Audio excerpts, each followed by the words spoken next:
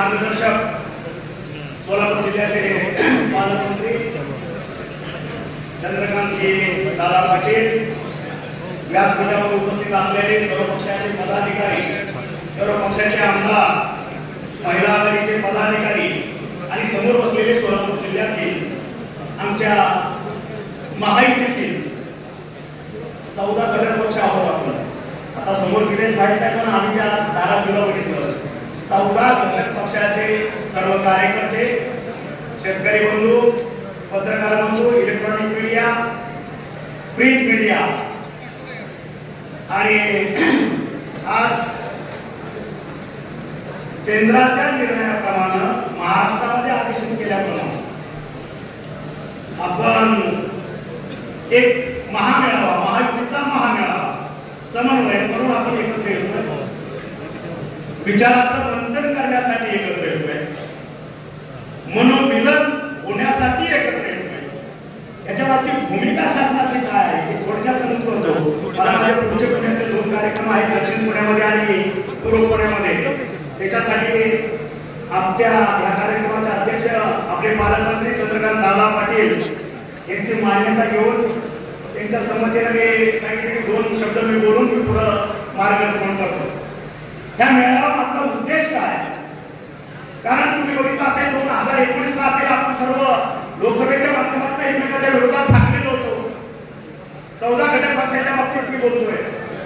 विधानसभेच्या माध्यमातून आपण एकमेकाच्या विरोधात ठाकलेलो होतो आणि हे सगळं करत असताना आज एकाच नेतृत्वाखाली, म्हणजे आज मी असं म्हणेन भारताचे पंतप्रधान नरेंद्र भाई मोदी हे भारतापुरतं नेतृत्व आज मर्यादित राहिलेलं नाही. विश्व नेतृत्व म्हणलं तरी मला वाटतं वावगं ठरणार नाही. आणि त्या एका व्यक्तीच्या साठी आज संपूर्ण महाराष्ट्र जो वर्षानुवर्ष आपण एकमेकाची डोकी फोडत होतो, त्या एका विचारानं प्रभावित होतो आपण आज सर्वजण एका व्यासपीठावर येतोय आणि हा महामेळावा या ठिकाणी आपण त्याचं आयोजन केलेलं आहे. म्हणजे महाराष्ट्र हा संपूर्ण देशाला एक मार्गदर्शक ठरतो. पूर्वगामी महाराष्ट्र आहे, जे महाराष्ट्रात घडतं ते संपूर्ण भारतभर घडत असतं. आणि म्हणून एवढी टोकाची भूमिका घेणारे आपापल्या विचारधारा गेले 50 वर्ष आपापल्या पद्धतीनं चालत आहे. आज एका विचारानं प्रेरित होऊन आज एक व्यासपीठावरती आलो. आपले वैयक्तिक आणि सर्व मतभेद भेटून नातीत घालून फक्त एकच विचारानं, फक्त नरेंद्र भाई मोदी आणि नरेंद्र भाई मोदी. आणि म्हणून जर महाराष्ट्र अशा पद्धतीने करू शकतो, विचारावर विश्वास ठेवून, कर्तृत्वावरती विश्वास ठेवून जर आपण अशा पद्धतीच्या टोकाच्या भूमिका घेणारे आपण सर्वजण आज एका ठिकाणी येऊन मनोमिलन करत असू, मला वाटतं त्याच्यासारखी दुसरी जे काय का असेल दुसरी असू शकत नाही. आणि हाच संदेश जो महाराष्ट्राला आहे तो संपूर्ण भारतामध्ये जाणार असा विचार नाही.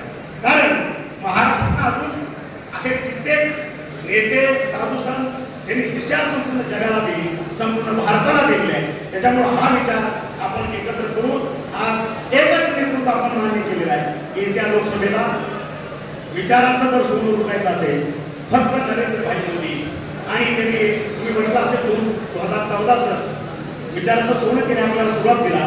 मला पंतप्रधान म्हणू नका, मी तुमचा सेवक आहे, सेवक पंतप्रधान इथून सुरुवात केली.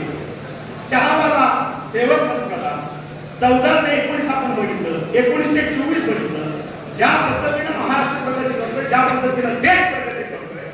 आणि तुम्ही बघितलं असेल योग महोत्सवामध्ये माननीय पंतप्रधान महोदयांनी सांगितलं की आपली अर्थव्यवस्था गेल्या 10 वर्षामध्ये जागतिक लेवलमध्ये पहिल्या 5 मध्ये आली आणि आता नवीन स्वप्न घेऊन जातोय. पुढच्या 2024 ते 2029 मध्ये आपली अर्थव्यवस्था पहिल्या 2 ते 3 मध्ये असेल. म्हणजे 5 ट्रिलियन इकॉनॉमी करायचं हे स्वप्न माननीय नरेंद्र भाई मोदींनी आपल्याला दिलेलं आहे. आणि आमचे लाडके नेते माननीय एकनाथभाई शिंदे, आमचे लाडके उपमुख्यमंत्री देवेंद्रभाई फडणवीस आणि आता नव्यानं आमच्या सहभागी झालेले अजितदादा यांनी त्याला सकारात्मक प्रतिसाद देऊन आमची अर्थव्यवस्था महाराष्ट्राची ही जवळपास 1 ट्रिलियनची असेल असं घोषित केलेलं आहे. आणि जर 1 ट्रिलियनची अर्थव्यवस्था करायची असेल तर आपल्या सर्वांचं त्या दिशेने पाऊल पडणं हे गरजेचं आहे. आणि म्हणून